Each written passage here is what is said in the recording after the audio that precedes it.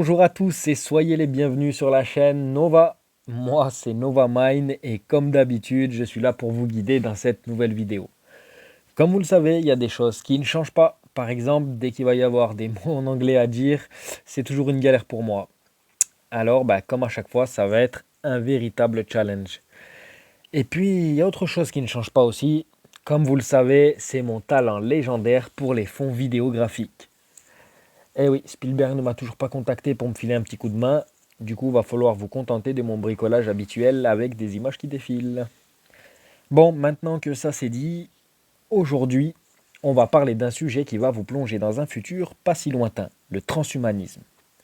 Alors peut-être que vous en avez déjà entendu parler ou peut-être pas, mais avant tout, savez-vous ce qu'est le transhumanisme?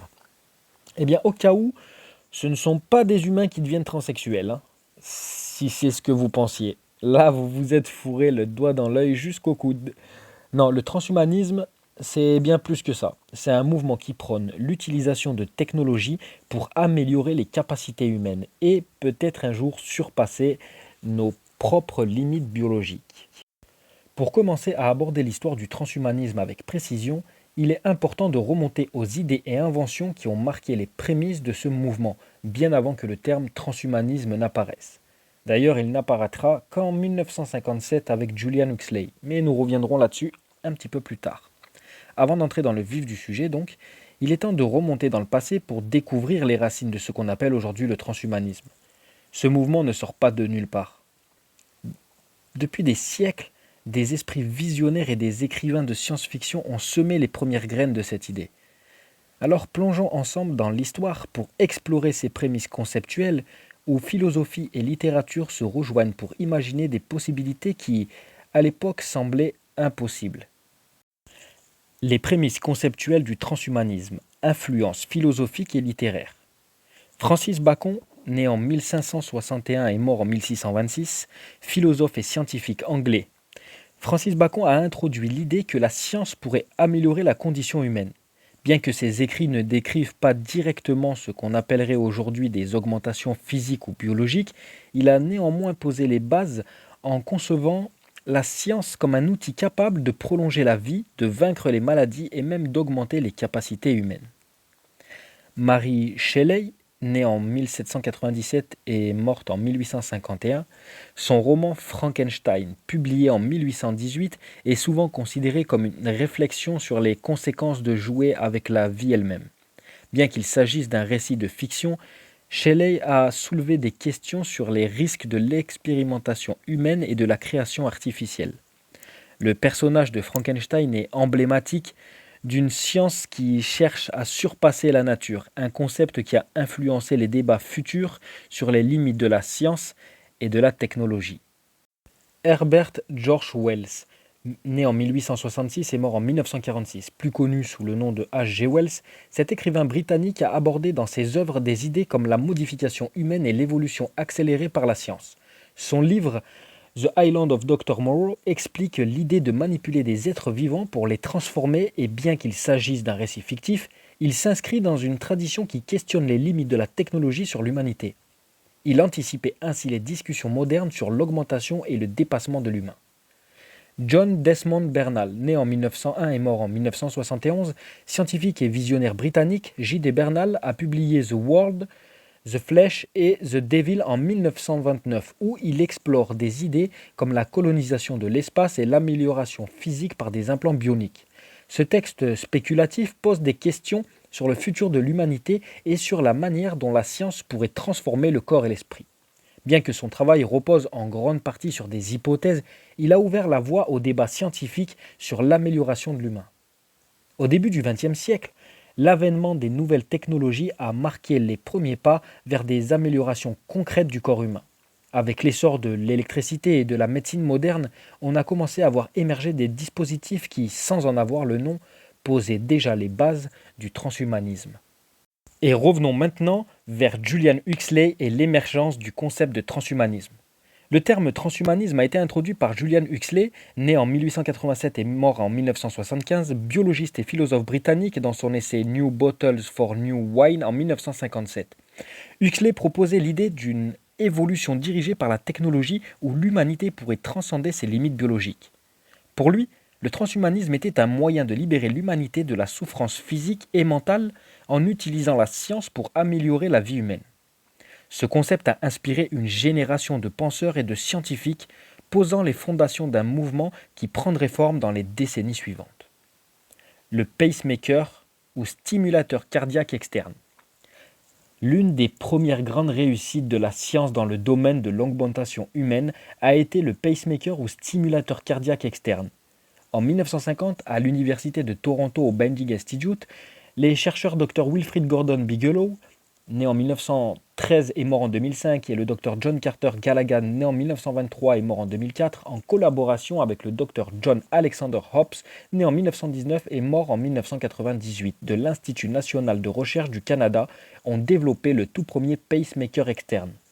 Leur travail initial explorait comment l'hypothermie pouvait ralentir le cœur pendant les chirurgies cardiaques. Lors d'un test sur un chien anesthésié et refroidi, ils ont découvert que des impulsions électriques pouvaient stimuler le cœur à battre de nouveau. Hobbs a alors conçu un appareil capable de reproduire ce rythme de manière régulière et contrôlée même sur des patients humains. Ce dispositif pionnier a ouvert la voie au pacemaker moderne en permettant de soutenir et de réguler le rythme cardiaque et donc de prolonger la vie de patients atteints de troubles cardiaques graves. Cette invention a marqué un tournant dans l'histoire de la médecine, montrant comment la technologie peut réellement augmenter les capacités humaines.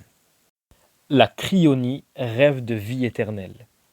La cryonie, c'est la congélation de personnes dans l'espoir de les réanimer dans l'avenir.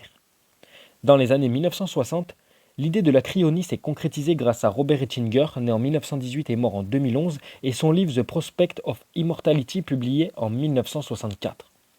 Ettinger proposait de congeler les corps à des températures très basses pour les préserver, en espérant que des avancées médicales futures permettraient de les ramener à la vie. Le premier cas de cryonie humaine a eu lieu en 1967 avec James Bedford, un professeur de psychologie de l'Université de Californie atteint d'un cancer. Après avoir exprimé son souhait de tenter cette expérience unique, Bedford a été cryogénisé par la Cryonic Society of California avec l'aide de Robert Nelson et des médecins Dante Brunol et Renaud Ablé. Bedford fut plongé dans la glace et son sang fut remplacé par une solution de diméthylsulfoxyde DMSO et de solution de Ringer, censée protéger des tissus des dommages causés par la formation des cristaux de glace. L'histoire de Bedford est fascinante et controversée. Son corps a été déplacé plusieurs fois entre diverses installations jusqu'à être stabilisé en 1982 par l'Alcor Life Extension Foundation, où il est encore conservé aujourd'hui dans une cuve d'azote liquide à moins 176 degrés Celsius. Si la science a fait des progrès en cryogénisation depuis 1967, notamment en utilisant des cryoprotecteurs plus sophistiqués pour réduire les risques de dommages cellulaires, le processus utilisé sur Bedford était rudimentaire. Bien que sa préservation reste intacte, les experts s'accordent à dire qu'il serait extrêmement difficile de le réanimer avec les connaissances actuelles. Les cellules et organes pourraient être gravement endommagés par la cryogénisation initiale et le processus de réchauffement risque d'entraîner une détérioration supplémentaire. Cependant, chaque année, le 12 janvier, la communauté cryonique célèbre le Bedford Day pour rendre hommage à ce pionnier qui incarne le rêve transhumaniste de défier la mort et d'atteindre une forme d'immortalité. En somme, James Bedford représente un espoir, mais aussi un défi scientifique colossal, alors que la technologie évolue et que les avancées dans la cryobiologie pourraient un jour offrir des solutions pour accomplir ce que ses créateurs avaient rêvé. Pour l'instant, la cryonie de Bedford reste une prouesse technique, mais aussi une expérience marquée par l'inconnu et la fascination. La cryonie, cette tentative audacieuse pour défier la mort, marque un tournant dans l'histoire de l'humanité, posant des questions vertigineuses sur le futur de notre espèce. Mais l'histoire du transhumanisme ne s'arrête pas là. Alors que la science-fiction prend corps et que des projets d'immortalité comme celui de James Bedford captivent l'imagination, une nouvelle génération de penseurs visionnaires se lève. Ces pionniers des années 1980 sont animés par des idées révolutionnaires, prêts à repousser les limites de ce que signifie être humain. En explorant les voies de la technologie et de la philosophie, ils poseront les bases du transhumanisme moderne et donneront au mouvement son cadre théorique et éthique. Bienvenue dans l'univers fascinant de FM 2030 et Max More, deux figures clés qui feront entrer le transhumanisme dans une ère nouvelle, avec des concepts qui continuent de résonner encore aujourd'hui. Passons donc aux années 1980, période durant laquelle le transhumanisme moderne prend réellement forme grâce à des personnalités marquantes.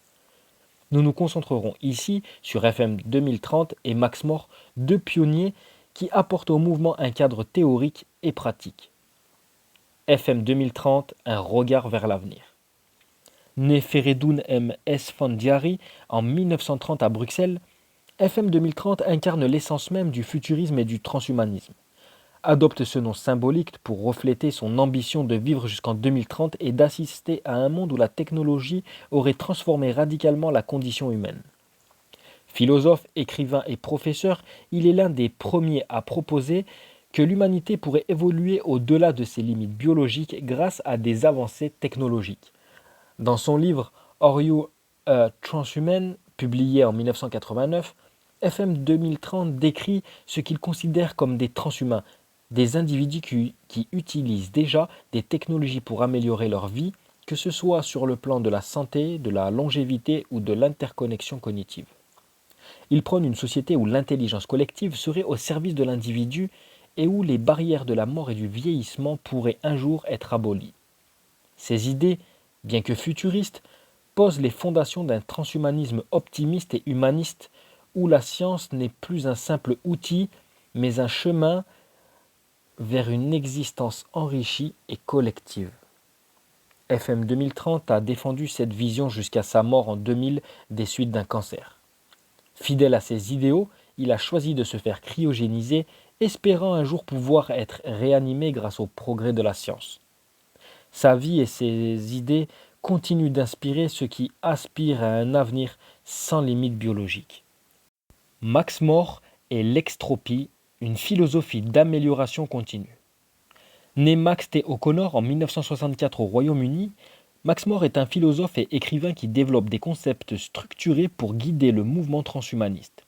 En 1988, il fonde l'Extropie Institute, un organisme qui promeut l'extropie, un concept central au transhumanisme moderne.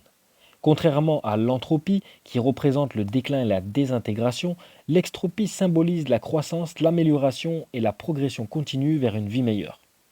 Pour More, les principes de l'extropie incluent la quête de la longévité, l'amélioration intellectuelle et physique et la liberté individuelle. Ces écrits ont servi de base philosophique aux transhumanistes qui cherchent à utiliser la technologie non seulement pour surmonter la mort, mais aussi pour explorer les limites de la conscience et de l'identité. Selon More, l'avenir de l'humanité repose sur la capacité de chacun à se dépasser, à repousser ses limites et à embrasser les opportunités offertes par la science et la technologie. Max More a également joué un rôle important en établissant des lignes directrices éthiques pour l'utilisation de ces technologies, insistant sur le fait que la technologie doit être utilisée de manière responsable et respectueuse.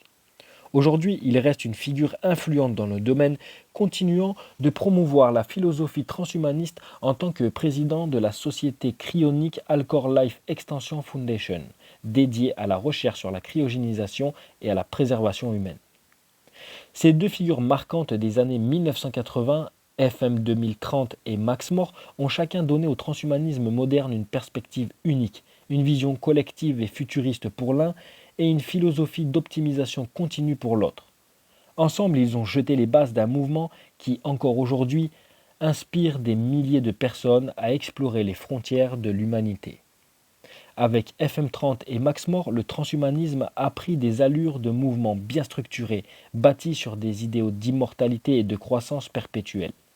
Mais l'histoire ne s'arrête pas là.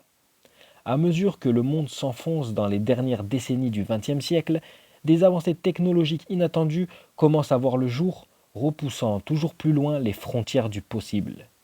Imaginez un monde où la technologie et la biologie fusionnent, où des concepts autrefois réservés à la science-fiction deviennent peu à peu réalité. Les années suivantes promettent des innovations qui vont bouleverser la médecine, la robotique et même l'intelligence humaine. Alors, êtes-vous prêt à découvrir ce que l'avenir nous réserve ? Des défis, des innovations et des dilemmes éthiques d'une ampleur sans précédent.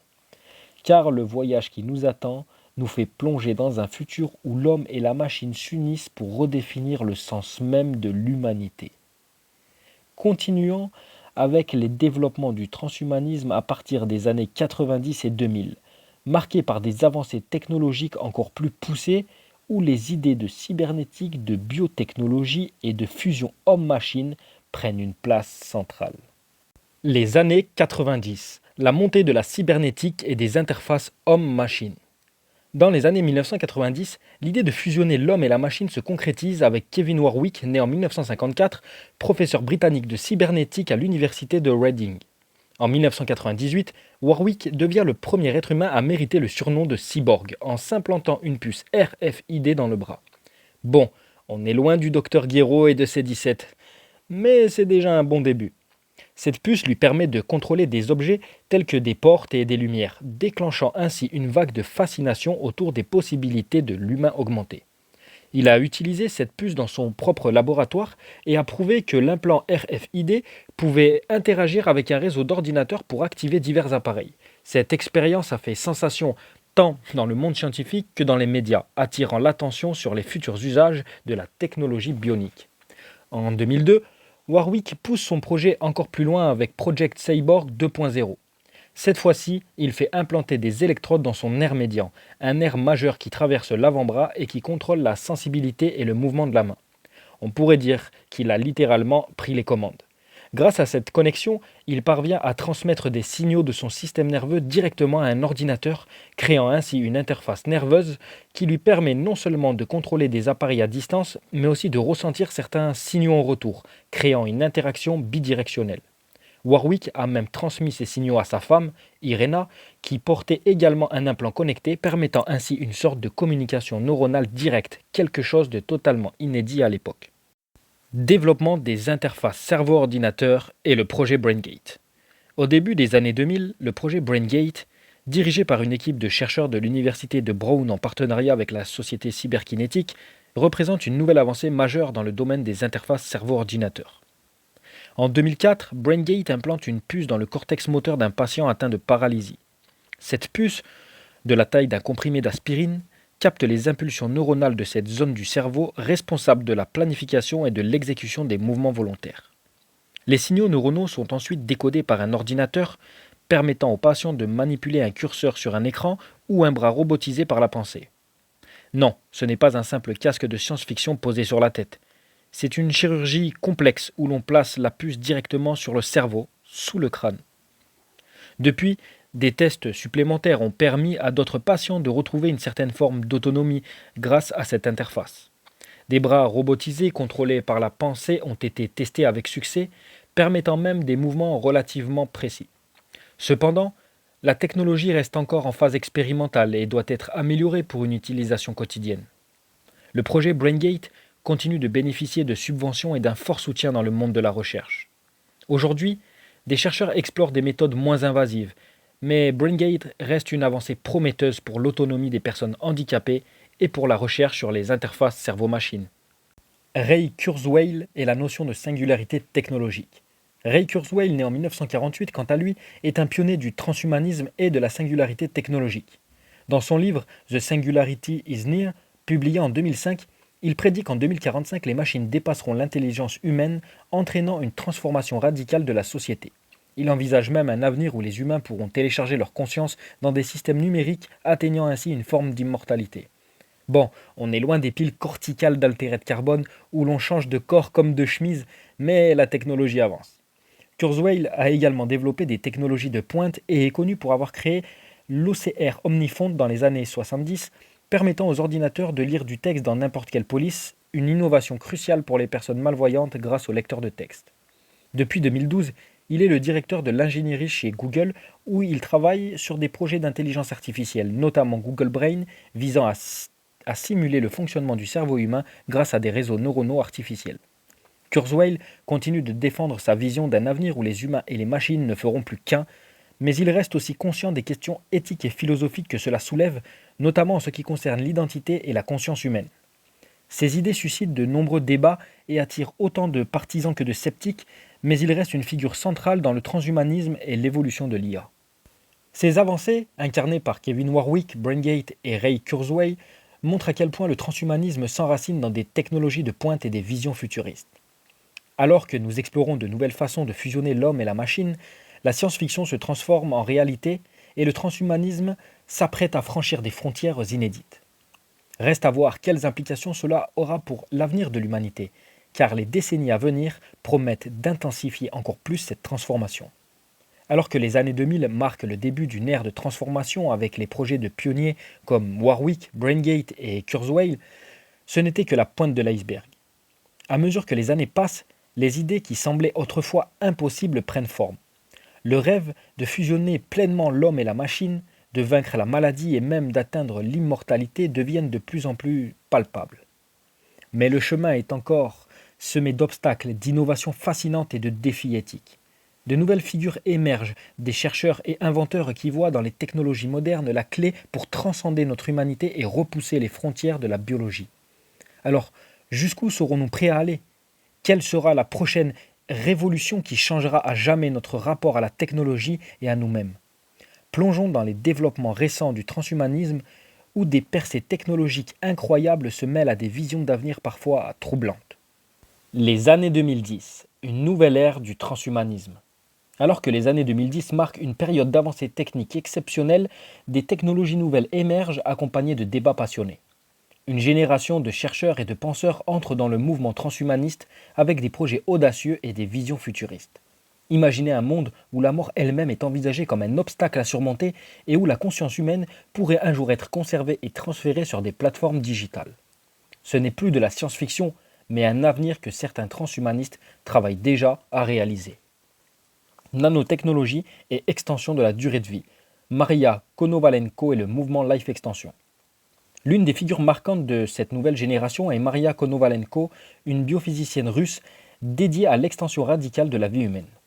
En collaboration avec la fondation Science for Life Extension, elle milite pour la recherche sur les thérapies génétiques, la biotechnologie et la nanomédecine, visant à ralentir voire à inverser le vieillissement.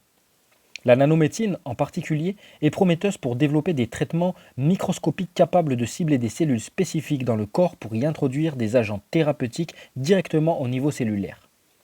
Ce domaine continue d'évoluer avec des expérimentations sur des nanorobots qui pourraient réparer des cellules endommagées ou éliminer les cellules cancéreuses avant qu'elles ne se propagent. En parallèle, des chercheurs comme George Church de Harvard travaillent sur des méthodes de reprogrammation génétique qui pourraient, selon eux, non seulement ralentir le vieillissement, mais aussi corriger des anomalies génétiques héréditaires. L'objectif ultime? Créer des êtres humains non seulement plus résistants aux maladies, mais potentiellement immortels. Bien que ces recherches en soient encore au premier stade, elles sont financées par de puissantes organisations, y compris des milliardaires de la Silicon Valley, qui voient dans l'extension de la vie une opportunité d'assurer l'avenir de l'humanité en transformant notre concept de ce que signifie être humain. Intelligence artificielle et neurotechnologie.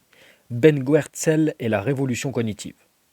L'intelligence artificielle joue également un rôle central dans cette révolution transhumaniste. Ben Goertzel, créateur de SingularityNet, une plateforme décentralisée pour l'IA, prône l'idée que l'IA peut non seulement être une alliée, mais un moteur pour augmenter les capacités humaines. En collaboration avec Hanson Robotics, Goertzel travaille à créer des IA qui pourraient s'intégrer dans notre quotidien pour augmenter nos capacités cognitives et même nous aider à prendre des décisions complexes. Certains projets incluent des interfaces cerveau-machine basées sur l'IA qui pourraient permettre à terme de fusionner nos esprits avec des machines en amplifiant notre intelligence bien au-delà de ses limites biologiques. Goertzel imagine un monde où l'IA pourra offrir une symbiose parfaite avec l'humain, créant ainsi des super-cerveaux capables de traiter des informations à une vitesse inimaginable. De plus, des laboratoires expérimentent des puces neuronales comme celle développée par Neuralink, l'entreprise d'Elon Musk, qui vise à connecter directement le cerveau humain à des ordinateurs. Les microélectrodes insérées dans le cortex cérébral permettent de lire les signaux neuronaux, mais aussi potentiellement de les écrire, créant des possibilités de traitement de maladies neurologiques et d'augmentation de la mémoire ou des capacités de concentration. Actuellement, les premiers essais sur l'homme ont été autorisés, mais les experts estiment qu'il faudra encore plusieurs années avant que ces technologies soient prêtes pour un usage régulier. L'exploration des capacités humaines et les défis éthiques. Zoltan Istvan et l'utopie transhumaniste. Parallèlement, des personnalités comme Zoltan Istvan explorent les questions philosophiques et éthiques du transhumanisme. En 2014, Istvan a lancé une campagne présidentielle aux États-Unis sous la bannière du Parti transhumaniste avec pour slogan de faire de l'extension de la vie une priorité nationale. Bien qu'il n'ait pas gagné, sa campagne a attiré l'attention sur des questions comme la fin de la mort, la reconfiguration de la conscience et les dilemmes moraux de ces avancées. Dans son livre The Transhumanist Wagger, Istvan explore des thèmes de la survie individuelle et de l'immortalité par la technologie, tout en se demandant ce que signifierait réellement transcender nos limitations humaines. Ces mouvements suscitent des questions cruciales sur l'avenir de l'humanité. Comment naviguer dans un monde où une élite pourrait obtenir des améliorations qui leur assurent une existence plus longue et des capacités supérieures? Et surtout, à quel point pouvons-nous transformer l'être humain avant de le rendre méconnaissable? Les débats sur les inégalités potentielles et la perte d'identité alimentent la controverse et nous rappellent qu'en cherchant à transcender nos limites, nous touchons à l'essence même de ce que signifie être humain. Ces innovations récentes montrent bien que le transhumanisme est plus que jamais d'actualité. Des technologies comme l'IA et la biotechnologie avancée redéfinissent nos capacités, mais elles amènent également des questions d'éthique et de société qui façonneront sans doute le monde de demain. Le mouvement transhumaniste continue de grandir, attirant des personnes désireuses de repousser les frontières de l'existence humaine. Reste à voir si cette vision d'un avenir post-humain deviendra réalité et quels en seront les impacts pour notre monde actuel et les générations futures. Alors que nous venons d'explorer les percées remarquables et les figures marquantes de ces dernières décennies, une nouvelle vague de technologies et de projets visionnaires est sur le point de transformer encore davantage le transhumanisme. Des personnalités comme Elon Musk, des entreprises pionnières de la Silicon Valley et des initiatives audacieuses continuent de façonner l'avenir. Des idées autrefois reléguées à la science-fiction, comme l'implantation de puces dans le cerveau, la colonisation de Mars et le transfert de la conscience humaine dans des machines, deviennent des projets concrets, avec des dates, des investissements et des équipes de recherche dédiées. Mais que signifient réellement ces avancées sur notre avenir? Sommes-nous prêts à accueillir un monde où la technologie devient une extension de notre propre être? Et que cachent ces projets audacieux? Entre les ambitions de Musk et les innovations de la Silicon Valley, c'est un saut vertigineux dans le futur qui nous attend. Alors plongeons ensemble dans ce qui se prépare maintenant et dans ce qui pourrait bien définir la prochaine étape de l'évolution humaine. Les technologies que nous avons vues jusqu'ici sont déjà en train de redéfinir ce que signifie être humain. Mais loin d'être à son terme, le transhumanisme est aujourd'hui à un tournant en 2024. Imaginez un futur où les machines et les êtres biologiques coexistent si intimement que l'on ne peut plus distinguer où l'un commence et l'autre se termine. Nous entrons dans une ère où les avancées en neurosciences, biotechnologie et intelligence artificielle atteignent de nouveaux sommets. Quels nouveaux horizons se dessinent dans ce monde en perpétuelle évolution? Tandis que la Silicon Valley continue de repousser les limites, des initiatives comme Neuralink promettent de transformer nos esprits en terrain d'expérimentation technologique. Les promesses d'immortalité numérique et d'une humanité augmentée se concrétisent de jour en jour. Explorons ensemble ces nouveaux développements et les visions futuristes qui captivent et parfois inquiètent la société moderne. Plongeons dans les développements du transhumanisme de 2024 en explorant les innovations récentes et des projets majeurs qui redéfinissent les limites de la technologie humaine. Neuralink vers des interfaces plus avancées et des tests sur l'humain. L'entreprise Neuralink, fondée par Elon Musk en 2016, a fait des avancées considérables ces dernières années. En 2023, la FDA a autorisé Neuralink à commencer des essais cliniques sur des humains. Neuralink travaille désormais sur une puce implantable dans le cortex cérébral dotée de 1024 électrodes ultra fines capables de capter et d'interpréter les signaux neuronaux avec une précision inédite. Le projet vise non seulement à restaurer des fonctions perdues chez des patients paralysés, mais aussi à permettre des interactions directes entre le cerveau humain et des appareils technologiques. Le dispositif utilise une technologie de transmission sans fil avec une autonomie permettant de fonctionner en continu grâce à une batterie rechargeable par induction. Musk a mentionné que Neuralink envisage d'étendre ses recherches à des usages qui pourraient permettre de sauvegarder des souvenirs ou de lire des pensées, ce qui suscite des préoccupations éthiques, car ces avancées pourraient potentiellement permettre un contrôle plus direct sur des processus mentaux. Tomorrobio et l'immortalité numérique. Tomorrobio, une entreprise basée en Allemagne, développe des technologies pour atteindre ce qu'ils appellent l'immortalité numérique. L'idée est de créer un moyen de sauvegarder et transférer la conscience humaine dans un environnement digital, ce qui permettrait aux individus de continuer à vivre sous forme de conscience numérique après leur décès physique. En 2024, Tomorrobio travaille sur des prototypes d'environnements virtuels dans lesquels les utilisateurs pourraient non seulement interagir avec des versions numérisées d'eux-mêmes, mais également avec d'autres êtres digitaux dans des mondes virtuels conçus pour dépasser les limites de la réalité physique. Tomorrobio est inspiré par des modèles d'intelligence artificielle avancés capables de simuler des processus cérébraux complexes.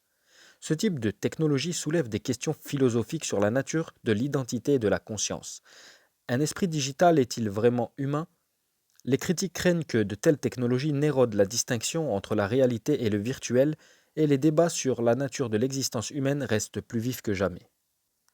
L'intelligence artificielle et la médecine prédictive. Les systèmes d'intelligence artificielle, avec des projets tels que ceux de Google DeepMind, sont également utilisés pour la médecine prédictive et personnalisée.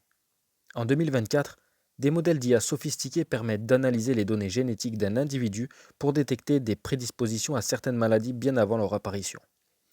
Des projets de dépistage génétique basés sur l'IA utilisent des algorithmes de machine learning pour créer des profils de santé sur mesure. Ces innovations pourraient permettre de diagnostiquer des maladies héréditaires telles que certaines formes de cancer des années à l'avance et d'élaborer des traitements personnalisés. DeepMind, par exemple, a fait des percées avec AlphaFold, un système capable de prédire la structure des protéines, ce qui aide à la conception de médicaments et de traitements plus efficaces. L'IA dans le domaine médical est considérée comme un outil révolutionnaire pour augmenter la durée de vie et améliorer la qualité des soins, bien que cela soulève également des préoccupations sur la confidentialité des données et la dépendance croissante à des systèmes de plus en plus complexes. Vers une redéfinition de l'humanité. Le transhumanisme en 2024 atteint un point critique où les innovations technologiques récentes remettent en question des concepts fondamentaux tels que la conscience, l'identité et la longévité. En repoussant les limites biologiques, les humains pourraient évoluer vers une forme d'existence augmentée, avec de nouvelles capacités et une vie potentiellement prolongée. Les questions d'éthique et de réglementation prennent de plus en plus d'importance, car des technologies comme Neuralink ou Tomorrobio ne sont plus des concepts éloignés, mais des réalités tangibles qui pourraient être accessibles dans un avenir relativement proche. Ces technologies illustrent la manière dont le transhumanisme continue de transformer notre vision de la vie humaine. Si l'avenir sera effectivement marqué par une fusion entre l'humain et la machine, la société devra faire face à des défis philosophiques et éthiques sans précédent. Le chemin à venir est incertain, mais chaque avancée nous rapproche un peu plus de la réalisation de ces ambitions transhumanistes. En retraçant l'histoire du transhumanisme, on assiste à une véritable épopée humaine. Des toutes premières tentatives d'améliorer le corps, des pensées de visionnaires comme Francis Bacon, jusqu'aux recherches effrénées de Kevin Warwick pour connecter l'homme à la machine. Et aujourd'hui, les projets audacieux d'Elon Musk et des géants de la Silicon Valley transforment des rêves de science-fiction en réalité tangible. Nous voilà à un tournant. Le transhumanisme nous pousse à regarder au-delà de nos limites biologiques, à envisager des possibilités qui étaient jadis impensables. Interface cerveau-machine, immortalité numérique, reprogrammation de notre propre biologie. Ce chemin fascine mais semé de dilemmes nous amène à nous demander: sommes-nous prêts à changer notre nature même pour repousser les frontières de la mortalité? Est-ce que ce voyage vers un avenir transhumaniste représente un rêve magnifique ou un cauchemar en devenir? Ces innovations extraordinaires peuvent inspirer, mais elles peuvent aussi faire frémir. Car si ces technologies peuvent nous offrir une vie prolongée, des capacités améliorées et même la possibilité de transcender notre propre conscience, elles suscitent également des questions vertigineuses. Et vous, seriez-vous prêt à accepter une puce dans votre cerveau, à être cryogénisé ou à télécharger votre esprit dans un monde numérique? Jusqu'où iriez-vous pour dépasser les limites de votre humanité? Quant à moi, je reste partagé, tiraillé entre la fascination et la prudence. Une part de moi est captivée par cette promesse de futur, de découvrir jusqu'où l'humanité pourrait aller. Mais une autre part sait qu'avec ces promesses viennent aussi des responsabilités énormes et des risques qu'il nous faudra affronter. Nous ne pouvons pas encore prédire où ce voyage nous mènera, mais une chose est certaine, il est impossible de revenir en arrière. Voilà, nous arrivons à la fin de cette vidéo. J'espère qu'elle vous aura inspiré, fait réfléchir et surtout donné envie de rester avec nous pour explorer d'autres horizons. Si vous avez des idées pour les prochaines vidéos, des sujets qui vous interpellent ou des questions sur ce qu'on vient d'aborder, laissez-les en commentaire. C'est avec vous que cette chaîne évolue et s'aventure toujours plus loin. Alors prenez soin de vous, restez curieux, connectés, mais pas trop. On se retrouve très bientôt ici sur la chaîne Nova pour une nouvelle exploration.